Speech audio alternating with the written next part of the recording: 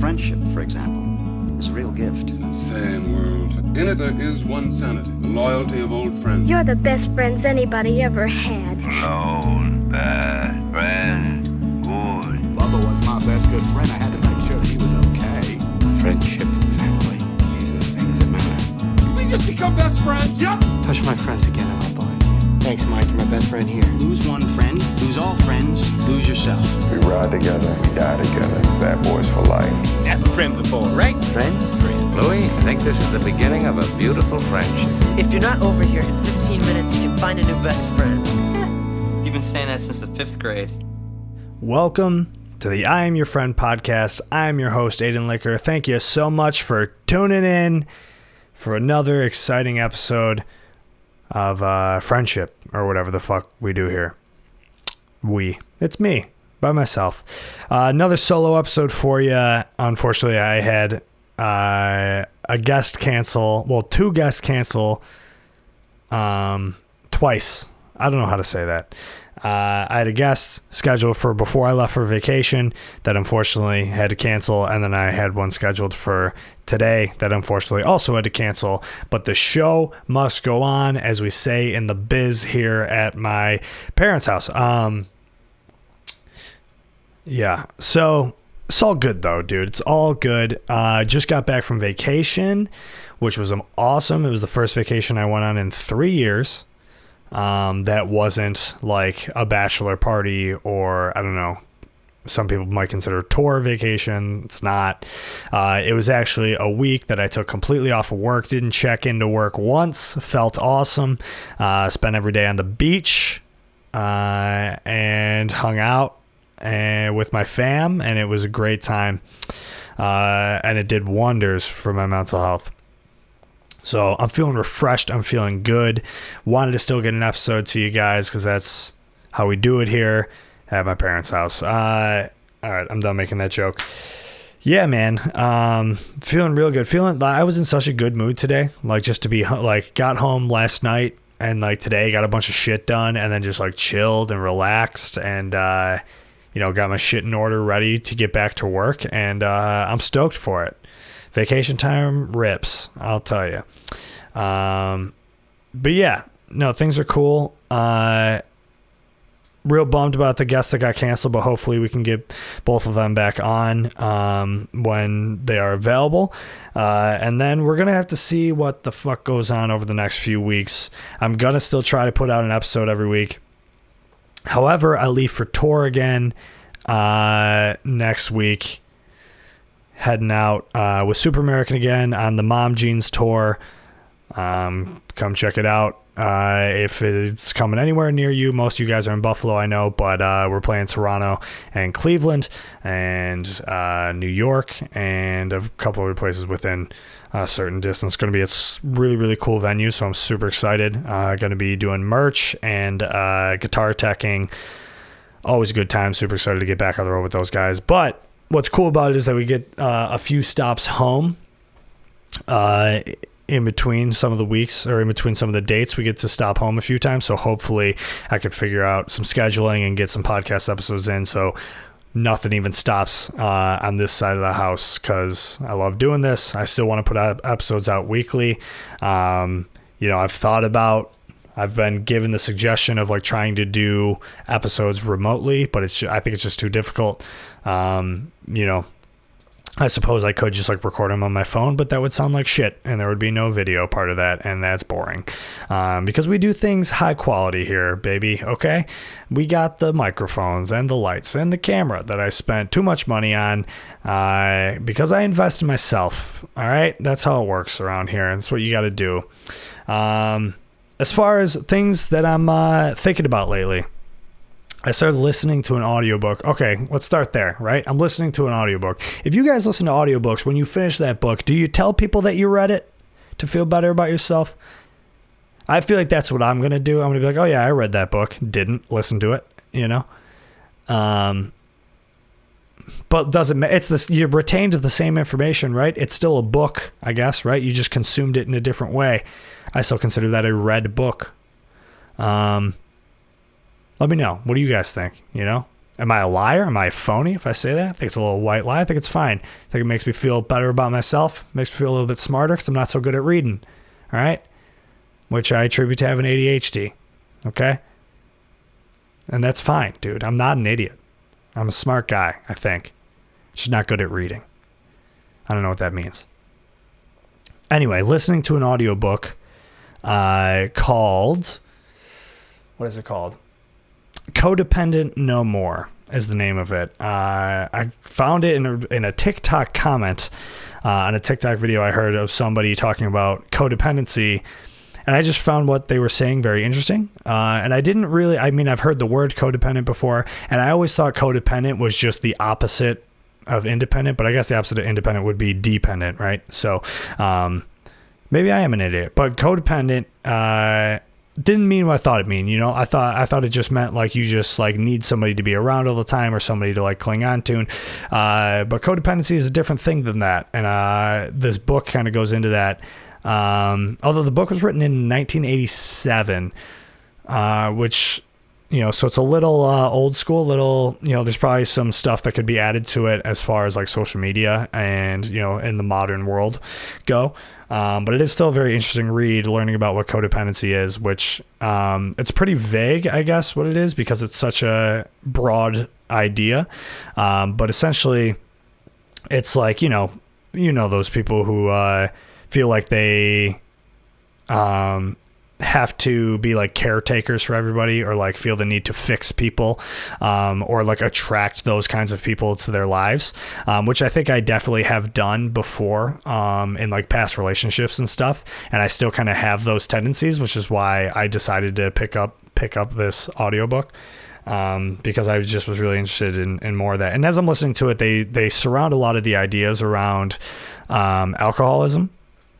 And, you know, people who are, when codependency first started to become like a more talked about thing, it was really around wives of alcoholics, and how, you know, that basically took over their entire life, was like they were controlled by their partner's alcoholism. And so, you know, it kind of consumed them entirely to become like this caretaker, and felt that, you know, there was nothing they can do besides try to take care of, you know, their alcoholic partner. But, you know, as it goes on that it's, you know, it's not just alcoholism. It can be a lot of other things. It could be other, you know, mental illnesses and, you know, any sort of like baggage, I guess, which we all have, right? So I guess there's definitely some gray lines there, or blurred lines. I don't know, gray lines. Yeah, I don't know, man. I find it very interesting. And as I'm listening to it, what I'm liking about it is that I'm listening to it because I'm interested in it, but I'm not finding all of it entirely relatable, which I think is a good thing, right? And I'm like, okay, cool. I don't really do that. But I definitely have some codependent tendencies for sure.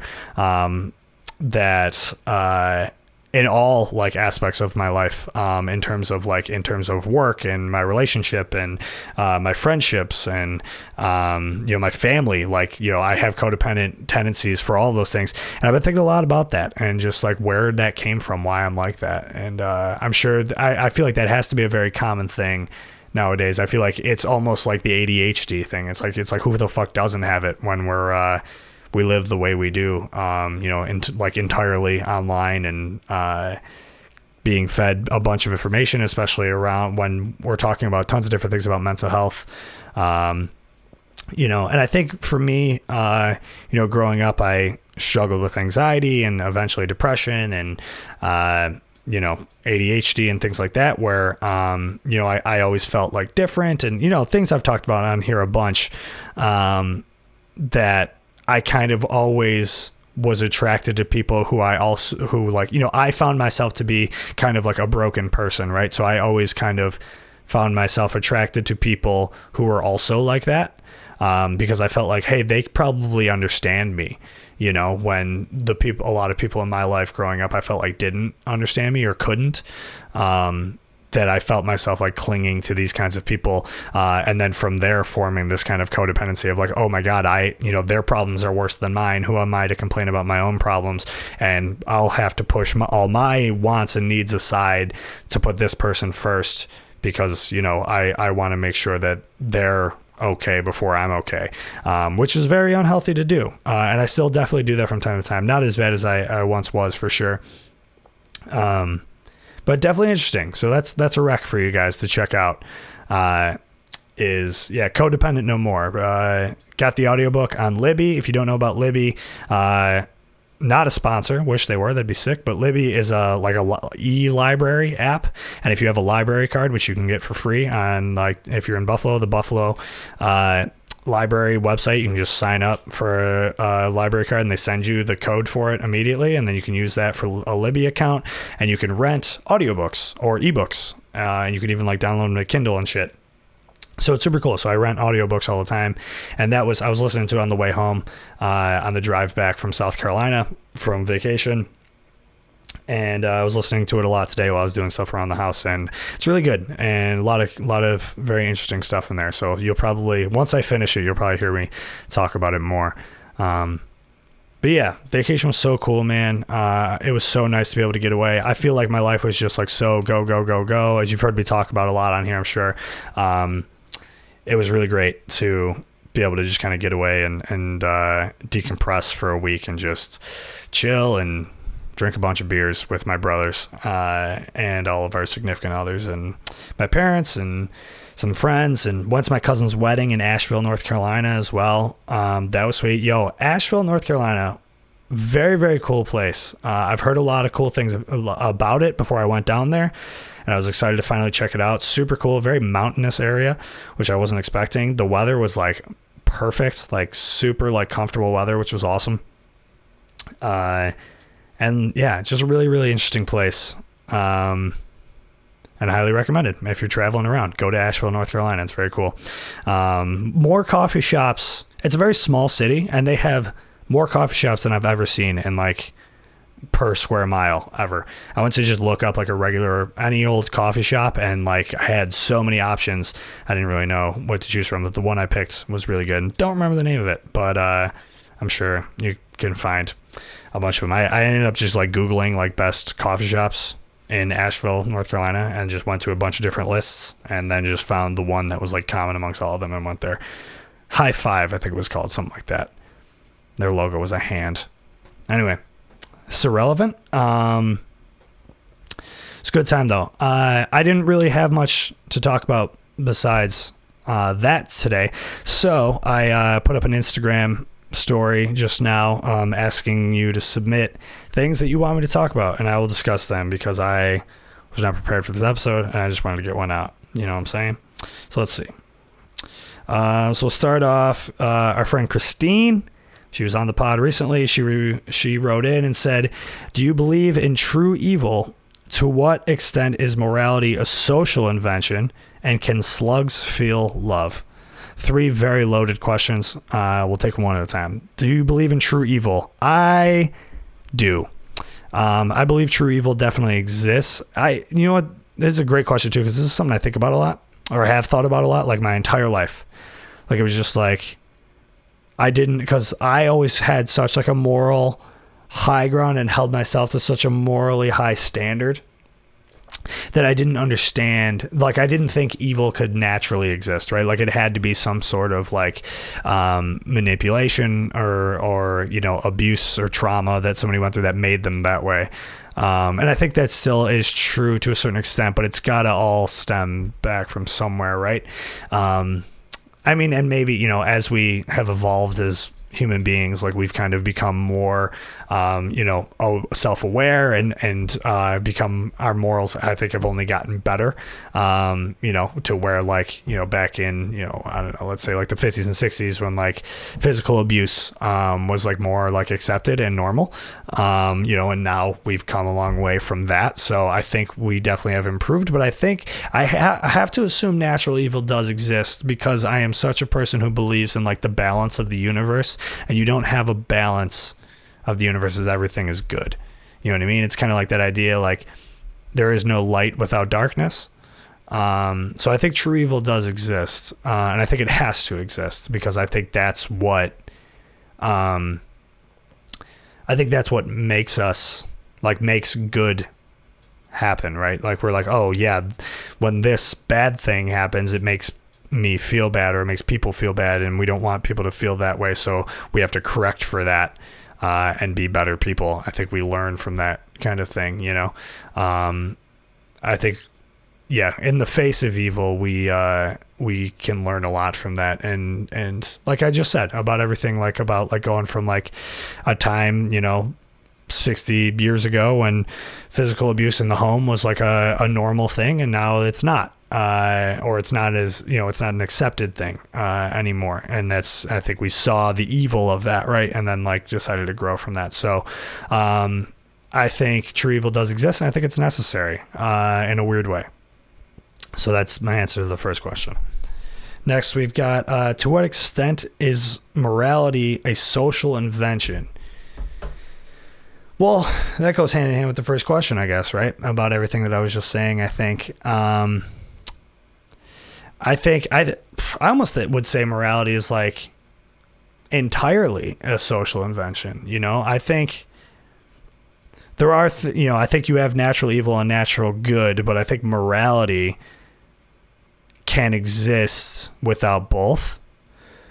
And I think that is like social invention of understanding the difference between the two, and learning and growing from seeing and experiencing evil or wrongdoing. Yeah. So I think it is almost like an entirely social invention, but I love social invention. I don't necessarily think that social invention means that it's something fabricated or bad. I live for social invention and like social code and all of those things. And like, I mean, that's what I live for. You know what I mean? That's why I like hanging out in cities where people live, and people are a little bit more open-minded and things like that. So actually, I think that kind of goes with that perfectly as well, as like the difference in morals between people who like live in a city versus, I mean, and these are all just gross overgeneralizations, but between someone who live, you know, people who live in a city and people who live, you know, in the outskirts, in the fields, in the country somewhere, like isolated, you know, your morals are going to be a lot different, I think, because the people who live more isolated, or their morality is going to be more isolated. It's going to be more towards like them and what affects them directly. Where I think in a city, your morality is more outwardly towards your environment around you, if that makes any sense. But yeah, so I think that goes along with the idea that morality is kind of a social invention. I would say like 99% of it is, and that's why I think like religion is bullshit, because it's like, well, I shouldn't say that, but like organized religion is bullshit. But like, you don't need religion to be a morally good human. You know what I mean? Like, morality comes from other places besides religion, and it can just come from being aware of your surroundings and understanding how your actions affect people. Moving on. Can slugs feel love? That one I don't know. I'm not a biologist. Biology was my worst class in college. I got a B- because I didn't pay attention and it was hard. Science was always like a tough subject for me. Not great at it. You know, not great at biology. I didn't even take chemistry because I heard it was hard, so I skipped it, went right to physics. And I liked physics. I was good at physics because physics is mostly math-based, and I was very good at math. But biology, like enzymes, like I still don't understand. Calories? I don't fucking know, dude. I don't know how any of that shit works. I know next to nothing about biology. It's my worst subject. If you ever hear me say opinions about biology, just remember I don't know anything about it. You know, I liked math. I liked history, economics, government type classes, you know, English somewhat. I was, again, not a good reader. My reading comprehension was pretty poor, but I really liked writing, which probably makes me not that great of a writer, since I'm not, because like all the best writers are very avid readers, but I'm not, and I want to be, because I want to be a good writer. So I try to force myself to read or listen to audiobooks. Went on a real tangent here. None of this matters. Anyway, don't know much about biology. Don't know slugs can feel love. Thank you for the question, Christine. Jay wrote in that he wants me to talk about my journey in comedy. Thanks, Jay. I've talked about this a lot in the podcast, but I'll tell it again. Fuck it. So growing up, I loved stand-up. I've always loved stand-up. It was like my second love to music. Without me ever really like knowing it, you know, it was just like always on. We watched Comedy Central a lot in my house growing up, you know, House of All Dudes. I think that was like Comedy Central was a very like dude or it was like Spike, you know, pretty close to like Spike TV, like it was all dude oriented stuff. And especially like the early 2000s. And I remember watching Comedy Central so much growing up and watching so many fucking good stand-up specials. I mean, growing up in the 2000s, it was like, I mean, I remember experiencing Dane Cook, which I know Dane Cook is like under fire right now or whatever. And he, you know, his comedy probably hasn't aged too well, but I was like 9 when his like first CD came out or whatever the famous CD was in 2004. And I remember one of my brothers had a CD of it. And I had imported it into iTunes and put it on my green iPod mini. And I remember listening to it all the time. And then like Daniel Tosh came around that time as well. And like Brian Regan and Jim Gaffigan. And I just really loved those guys. And I would like, you know, I would be able to quote and recite all of their specials, like start to finish, because I watched and listened to them so much. I actually was driving recently and I have Sirius XM in my car. And one of the comedy stations I was listening to had an old Dane Cook bit, and I literally remembered it word for word. And it was hilarious because it was like, there were terms that he used that I didn't know what they meant back when I was a kid. Not in like an adult way either. They were just like bigger words that I just like hadn't learned yet. And he had used them. And I remember being able to recite them, but not knowing what they meant. And then listening to them now as an adult, I totally remember not knowing what that word meant when I was a kid. But I still like remembered every part of the joke, which was funny. But yeah, so I just always loved stand up. And I just, you know, when Netflix became like the big thing, that's when I kind of, you know, really got back into it again, because that's when I discovered like Tom Segura and Bill Burr, and you know, when Chappelle came back to doing stand up, that was like, yeah, that was all my shit. I loved stand up, and so it was something I always wanted to do. And the first person I ever knew personally that did stand up was a guy named John Shuda, who is a Buffalo guy who now lives in New York City doing stand up there.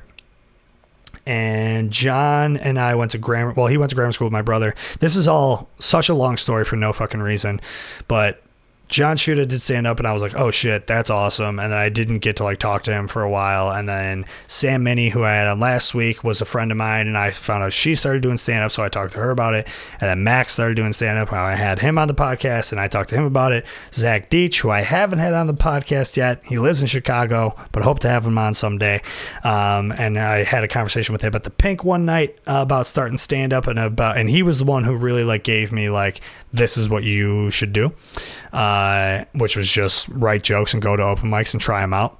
And then the pandemic hit, and then, you know, didn't get to do it for a while. And then when Max came home from Spain and was in Buffalo, I was like, all right, I'm going to go check Max out at some open mics because he was posting about them, whatever. And I was super fucking depressed at the time. It was like, you know, that January and February is the time that I need to get out of the house. For everybody who ever wants to do anything with me, I'm very busy during the summer and the fall. January and February, I am so bored and I am so depressed and it's so dark outside and I hate it. So, for future reference. But anyway, so I was, you know, in a really dark place and just wanted to get out of the house. So I was going out, you know, during the week just to watch Max do stand up. And then I watched him do stand up at open mics and realized, you know, there's some people on here who I think I might be funnier than, but I can't really talk shit because they have more confidence than I do because they're up there, right? And so then, you know, eventually I just started going up, and then it was like I fell in love with it immediately. And I got to a point where I was going to open mics every night. Like I was going out 4 or 5 days a week, hitting open mics, trying jokes, and then I finally got like a good set together. And then I did like, the Buffalo's Funniest contest and, made it through the first round. And then I started getting added on shows. By the way, got a show coming up this Saturday night, August 27th at Babeville at Asbury Hall, corner of West Tupper in Delaware, downtown Buffalo. Bunch of funny comedians on that show, and I'll be on that. And then I'll be on another show in September at Providence Social that is yet to be announced. But yeah, so... and then eventually I think Zach Deach actually reached out to me and just was like, heard you finally started doing it, good for you. Now just write as many fucking jokes as you can, go to as many mics as you can, make as many connections as you can, and get on shows. And so that's what, that was the course of action. So since the contest happened, though, I've kind of just been chilling. I went on vacation. I'm going to be hitting mics this week and then doing the show Saturday, and then I'm going on tour, maybe on some off days, or if I find an open mic in another city, I'll hit that up. But things have been going really good, man, and it makes me really happy. I love doing stand-up. It's, I've done...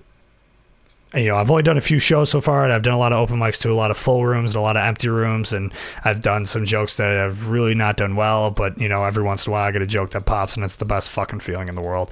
And I'm just, I love it so much. I feel like it's given me so much confidence in, like, my everyday life, and to just, like, being in public and, like, talking to people and, like, social interactions. It's, like, been so good for my anxiety in a really weird way. So, yeah, if that's pretty much the whole story of my stand-up journey, where I'm at, and it's been awesome, and I can't wait to keep doing it, and I hope I never stop, and I hope it brings me some more success, I guess. But yeah, it's really cool.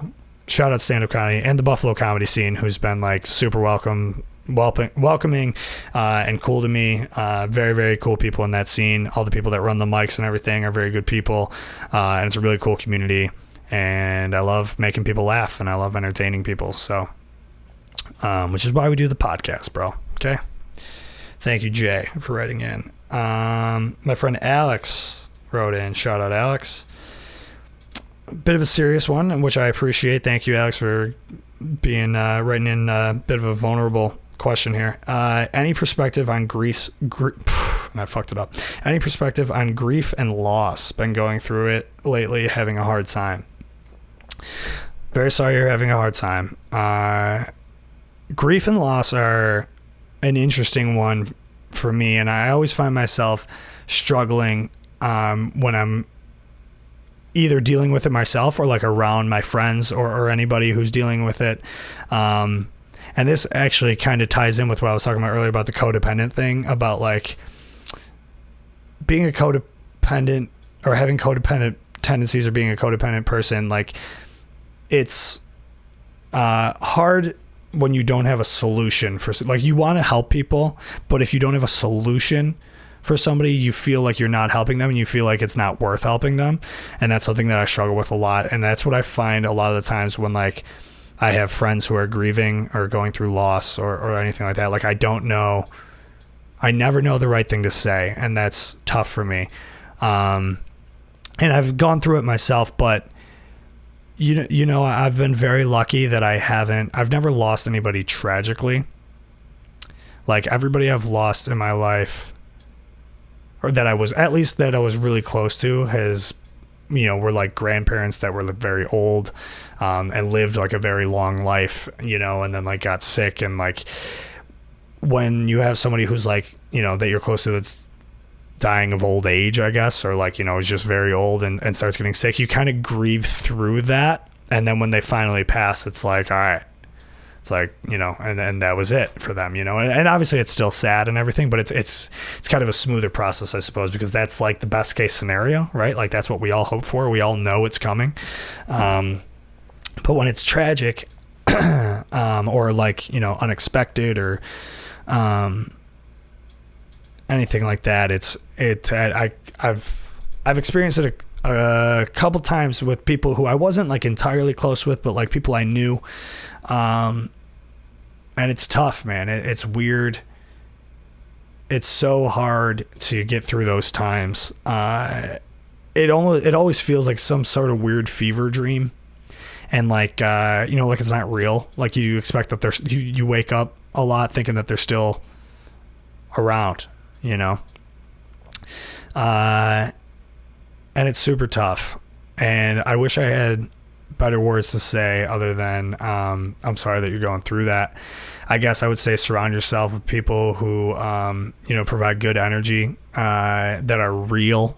I think that's a big thing that I always notice when you're going through like a hard time like that. You notice who like the real people in your life are, and who the fake ones are. Because a lot of people might act like they don't have time for you, or might brush off, but the people who like actually stick by your side through that kind of shit, and like want to help you through it and want you to have a good time and feel good as good as you can through those things. Those are the best people, and those are the people you want around all the time. So I hope that those people have shined through this time, and surround yourself with those people and treat yourself, through those kinds of times. Those are the times that, don't stress out about anything else, because, life is all you got, right? So it's like,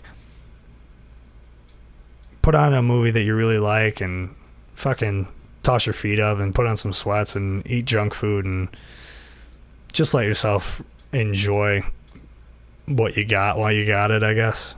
I don't know if that's the best advice in the world, but that's what I would do. Thanks for writing in, Alex. And also, like, hit me up if you want to talk more, because I'm happy to be here for you. All right, changing gears entirely. My friend Kaylee wrote in, what are your thoughts on eating hot dog in a movie theater? Quite the gear shift here. Here's my thing, dude. Okay, if you're going to a movie theater, now listen, I'm not here to tell you what to do. Live your life. Do whatever you want. However, I think, in my personal opinion, if you're going to a movie theater, you're eating popcorn, you're eating candy, and that's it. All right? I don't understand why movie theaters have like legit food.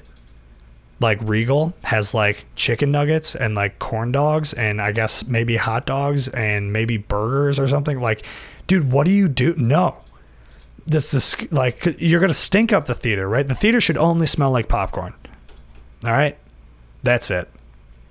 If it starts to smell like a grill or a backyard barbecue in there, I'm out. I'm not paying attention to the movie. I'm looking around at who's eating it because I'm going to judge the shit out of them,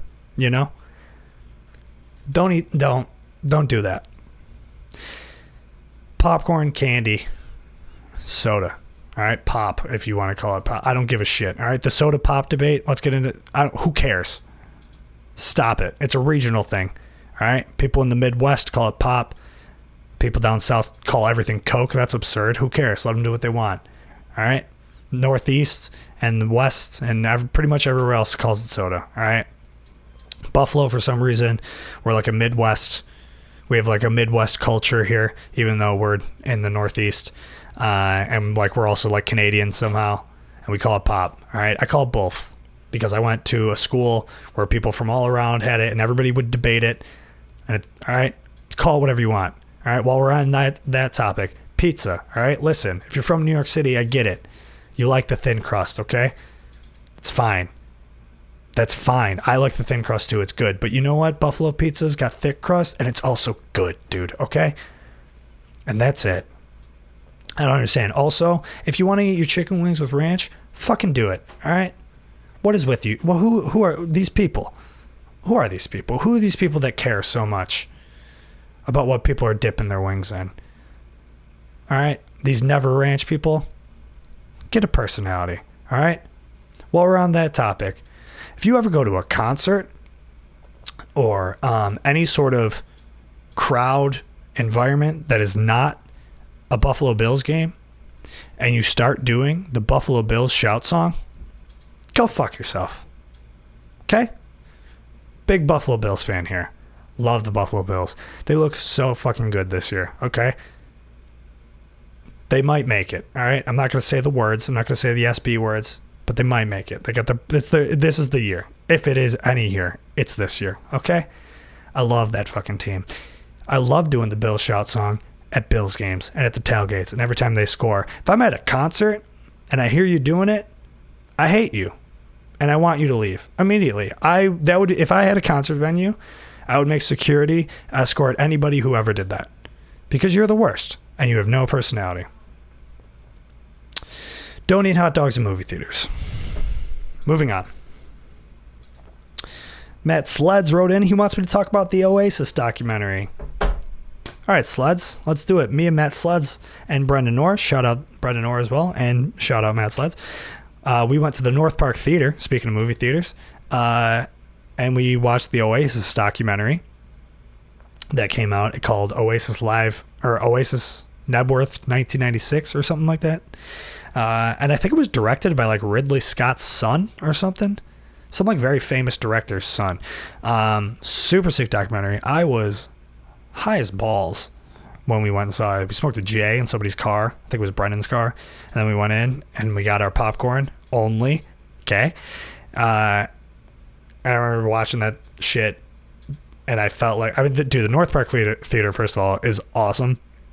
If you're in Buffalo and you've never been to the North Park Theater, go. It's a great experience because it's like an old school theater. There's no assigned seating. There's a bunch of seats, and they're like the old seats. They don't recline. They just bend down because that's all you need, okay? And it's a giant screen, like huge 4K screen, and this super cool like historic building. The sound is not the best because it's such a big building and it's so echoey. So sometimes it gets a little, but that's just me being particular because I'm an audio nerd. All right, it's fine. You'll probably think it's fine. Anyway, North Park Theater is sick. Go there. We go and see the Oasis doc. It is unbelievable. I already liked Oasis. I like the songs. I don't get a lot of people shit on Oasis. A lot of people want to shit on Wonderwall. Listen, Wonderwall is one of the best pop songs of our generation. All right, it's like Iris by the Goo Goo Dolls, Wonderwall. All right, those are the facts. Anyway, so I liked that band already.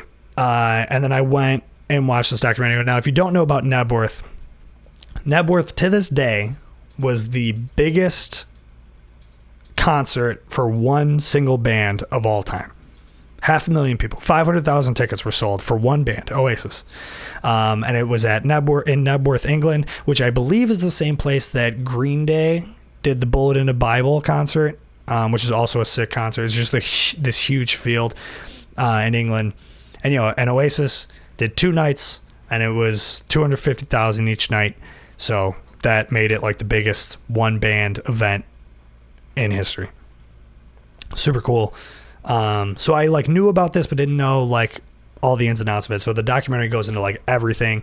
It's really cool. You get like, anecdotes from fans who were like talk about the ticket buying process, which you had to do like over the phone, and you had to go pick them up at a box office, and all this like shit back that you had to do back in the 90s that like I would never even think of because I've been buying tickets online my entire life. And then getting the train tickets to get there, and then like and then it shows the band like getting there and setting up and sound checking all this stuff, and then just like played these like amazing sets and everybody in the crowd just singing everywhere. And the footage that they have of this concert is nuts, dude. It's like, it feels, if you're watching it in a theater on a huge screen, it feels like you're there because of how like immersive the footage is. It's like literally in the crowd, and like it looks like you're like standing next to people. And it's really cool. And then I got the Blu-ray. I ended up buying the Blu-ray of that doc, and I've watched it a couple times since. And it like made me obsessed with that band, like even more than I already was. And I ended up actually, when I was in Toronto, I went to this really cool record store there when I was there with Spaced. And then they had Morning Glory and Definitely Maybe on vinyl. So I bought both of those. What a sick band, dude. And I feel like they definitely don't get talked about the way that they should, because they really were like, I think they just weren't as big in the US as they were in England, and that's probably the issue. But they really were like the Beatles of the 90s, at least in the UK. And they're super fucking sick, and I don't give a shit that people hate on them. Okay. Thank you, Matt Sleds. Watch the doc. All right. Let's see. My buddy Jack. Shout out Jack. Jack I know I apologized to you already, but I feel like I need to keep apologizing because you came up to me at the Syracuse show when Super American played with Neck Deep, and you were talking to me about the podcast, and clearly, like, you knew who I was, and for some reason we've been following each other on social media for a long time, and I just like didn't put two and two together, and I was like, hey man, I'm Aiden, and you were like, yeah, I know, I'm Jack from Twitter and Instagram, and I'm like, oh yeah, and I felt like such an idiot, so I'm sorry about that. I hate when that happens. Anyway, thanks for writing in. Jack wrote in and told me he wants me to talk about the Goo Goo Dolls. Great, I have so much to say. So I love the Goo Goo Dolls, and I always have. I remember, I always had heard their songs like my entire life. I don't remember not hearing their songs, but I didn't really understand what like that. Either like I didn't know that they were from Buffalo, or I didn't understand what them being from Buffalo meant.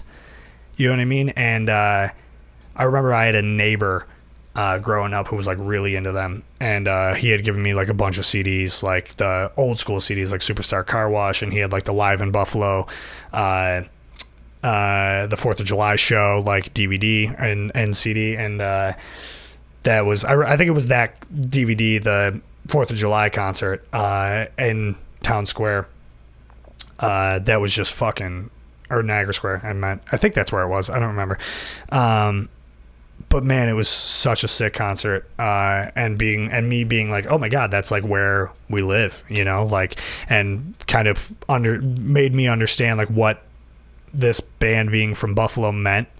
And I started to have this like when I feel like when I was around, I was maybe 10 or so when this happened, and that's what kind of when I started to understand what Buffalo was like in comparison to the rest of the world. Like I remember growing up like as a kid and thinking that like, because I lived in South Buffalo and literally thought South Buffalo was like the entire world, and so, you know, as I got older and kind of came to this, you know, started to understand, like, you know, gain perspective on like how everything worked, and like as far as like, oh okay, no, I just live in this small city in this state in this country on this planet, and realizing, and that's, I just started to gain this huge appreciation for Buffalo. I don't know if I've ever told anybody this before, but when I was in 6th grade, we had like a poetry lesson or whatever in 6th grade at school, and I had written a poem about how much I loved Buffalo, and my teacher submitted it to like a young poets almanac or whatever, some sort of like young poets book for like to publish young authors, and I got published, and I became a published poet at the age of 11, because I wrote this poem about how much I loved Buffalo. So that's like where my love of the Goo Goo Dolls kind of tied in, because like I was like, oh, these are like the hometown heroes, you know what I mean? And I was already like a lover of music, and like, you know, wasn't real into sports as a kid, you know, so the Goo Goo Dolls were like everything to me. And when I was in middle school, I was part of this school program that was a rock band. It was called Rock Ed, and it was run by a guy named George Olmsted. Shout out Olmsted, good dude. And he was friends with Robbie, and like Music is Art. Robbie from the Goo Goo Dolls, his that was like his organization, still is. The Music is Art Fest every year downtown. Now it's at Riverworks. It used to be at Albright Knox, and we would play at the rock band, the middle school rock band would play it every year. So it was kind of like a school of rock program. You know, I was in like 7th grade, and I played guitar and sang in the rock band. And so one time Robbie came to our school to talk about Music is Art, and I like lost my mind. I was like starstruck that he was even there, and then I got to meet him, and I had my guitar with me at the time, and it was like a guitar I just got it for my birthday that year, and it was an Epiphone SG, and I had him sign it, and I still have it. It's in the case downstairs. I'll probably just always keep it forever, you know, as just this like amazing possession that I have, that, and this great memory I have of meeting Robbie when I was in 7th grade and him signing this guitar for me. And then, you know, playing Music is Art and all that stuff. And then, you know, years later, meeting Jay Zabricki, who is an engineer at GCR, which is Robbie's studio, and he's super tight with the Goo Goo Dolls. And then and then shout out Dan McCormick, literally like my best friend in the world. His uncle was the original drummer of the Goo Goo Dolls up until, A Boy Named Goo was the last album that he played on. So hearing all those stories about the early days and kind of like the turmoil there was really cool. So there was all these connections that I made to the band. I was just very grateful to have, and I still love that band so much. Gutter Flower is still my favorite album. Superstar Car Wash is number 2, and that's really all that matters to me is those 2 albums. I love them so much. And then when Post Prom recorded Who You Pretend to Be, the Goo Dolls were demoing upstairs and we were recording downstairs with Jay, and Charlie and I got to hang out with John Resnick, and heard a lot of stories about the guy, and some of them weren't that great, but my experience with him is, he was a super nice guy, and he was, very cool to me. And Charlie insisted on us playing some of his guitars on the records. So I've talked about that in the podcast before, that some of the guitars you hear on the record are literally Johnny Resnick's like fucking like really, really nice guitars that we got to play, and it was super cool hanging out with him and getting to meet him, because he was like a hero of mine growing up. Same with Robbie. So good topic to send in, Jack. Love the Goo Goo Dolls. Will forever love the Goo Goo Dolls. Another connection I made that I just forgot to mention. My friend Grace Moser, shout out Grace. Her dad was Bruce Moser, who was a independent music promoter in Buffalo, legendary dude, and he kind of helped launch their careers. And after he passed, and Grace was like getting rid of some stuff, going through old boxes and stuff, she had a Goo Goo Dolls hoodie that was actually his, and then I took that off her hands and I wear it all the time, and I feel super blessed to like have that hoodie, because it was Bruce's, and he was like super close with them, and he was like a legend, and Grace is a very good friend of mine, so it just has a lot of sentimental value for me. So if you ever see me wearing that Goo Goo Dolls hoodie and you have like some sauce or drinks near me, fucking watch out, because that shit means a lot to me. I can't have it get dirty. Let me take a sip of water here. I'm losing my voice. We got a few more questions though.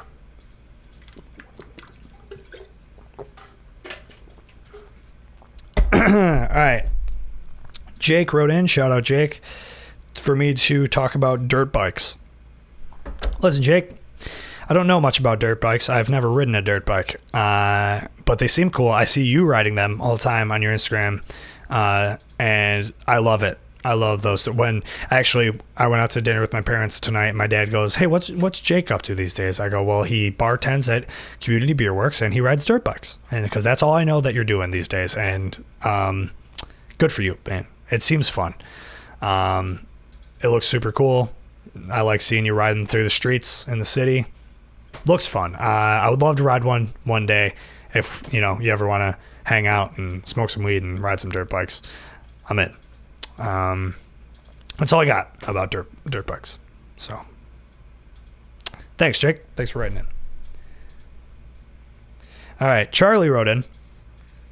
Shout out Charlie. Charlie said, "Talk about me for an entire hour. Could be interesting to some."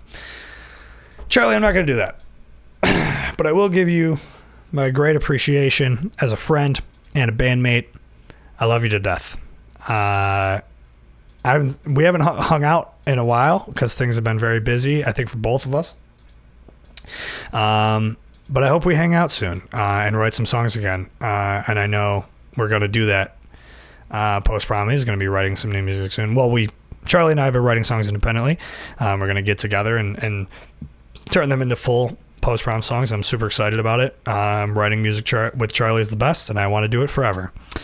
Although, Charlie, if I could ask one thing of you, is to stop shit talking Josh Allen. For no reason. Listen, I don't know if it's, some childhood shit you got to work on, or I don't know, something that makes you desperate to have to be such a hater for no reason at all to literally the best quarterback that we've ever had. But please stop. That's all I want. That's if I could change one thing, that would be it. Other than that, you're great, bud. Really good friend, really good guy. Go Charlie and Josh Allen. Please stop doing what you're doing with Josh Allen. I don't like it. Nobody else likes it. Dan might like it. I don't. Also, listen, man, if you don't, this is for everybody now. If you don't like things, that's fine. You don't have to, you can just not like things. You don't have to be mean to anybody else about liking it. Because, Charlie, I saw you be mean to Ryan Ormond, who is also a dear friend of mine, because he tweeted about something about modern baseball. And you have been, for some reason, decided that's the new thing that you don't like is modern baseball, which is absurd because I love modern baseball and so do you. We've bonded over modern baseball, so please stop doing that. But again, for everybody, if you don't like stuff, that's fine. You don't have to tell anybody. There's a lot of stuff I don't like. And there definitely was a time when I was a child when I would post about things that I didn't like and shit on people for liking them. And it was just because I was insecure and had a lot of things to work on. But now I go to therapy and I don't do that anymore. So maybe go to therapy and maybe stop, telling people what you don't like because it makes them feel bad. Let people like things. That's it. Love you. Thank you, Charlie. All right. All right, looks like we got one more here. Let's refresh just to make sure. Nope, one more from Grace Moser, who I was just talking about. Shout out, Grace. Grace said, talk about how you are moving to Nashville. I'm not moving to Nashville, but Grace and I talk about me moving to Nashville quite often. Because I think I would love it there. Although the idea of living in Tennessee does scare me. But I feel like Nashville is probably fine, and I find that a lot, even on this drive, I drove with my family down to South Carolina and back. And even, driving through the red states and stuff, when you stop through like the big cities, like they're great places, man. And people aren't, North Carolina, perfect example, like Asheville, dude, very progressive place, very cool people. Really, really enjoyed it. Same thing with, Charlotte, I hear, is that kind of place.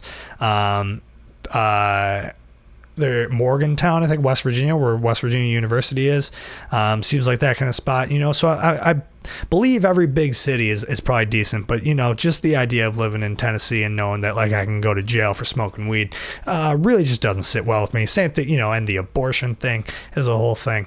But I think I would really enjoy living in Nashville. And I keep it in the back of my mind all the time. I go back and forth between Nashville and New York City. I do know I have to get out of Buffalo, as much as I just went on a whole rant about how much I love this place, which I do. I always do. I just think I need something else. To just grow as a person, you know what I mean? That's kind of, I've just kind of been on this journey for a while of just like growth and trying to become just like the best version of me I can be. And I feel like I've gotten there within the limits of Buffalo, and now I want to go put myself somewhere else and see what that's like, just for a little bit. I'll always come back. But I'm between Nashville and New York right now. Maybe I'll do both if I can figure that out. Not at the same time, of course. That would be insane. I would have to have money, which I don't. But yeah, I think about leaving a lot, and I think about New York a lot, and I think about Nashville a lot. And I think I would love Nashville, and I think, I'm going to try to visit. I'm coming down to Nashville in October. And Grace, we're going to hang out. I'm stoked about that. Maybe I'll get a haircut. And for anybody who doesn't know that Grace cuts my hair, is probably just like, what the fuck does that even mean? No, Grace cuts my hair and she's very good at it, and puts color in my hair and makes me look pretty, and I love that. And we bonded over that a lot and became good friends through that. We were already friends, but became way better friends. And yeah, so I plan on coming to Nashville a lot to visit. And especially once they get direct flights from Buffalo to Nashville, I'm there all the time, baby. All right. But right now, I still haven't booked this flight to Nashville for when I'm going in October, and it is a nightmare because there's no direct flights, and all flights are super expensive, and they're probably just all going to get canceled anyway because that's all that's been happening in the airlines. Hey, airlines, figure it out. Thank you. Thank you, Grace, for writing in. Love ya, miss ya. I'm glad that you are all settled in Nashville now and got all your things delivered. I've been following up on your Instagram stories, and that looks like a nightmare to live through. But here's to better days. Shout out the Goo Goo Dolls. Guys, this has been I'm Your Friend. I'm your host, Aiden Licker. I'll see you next week.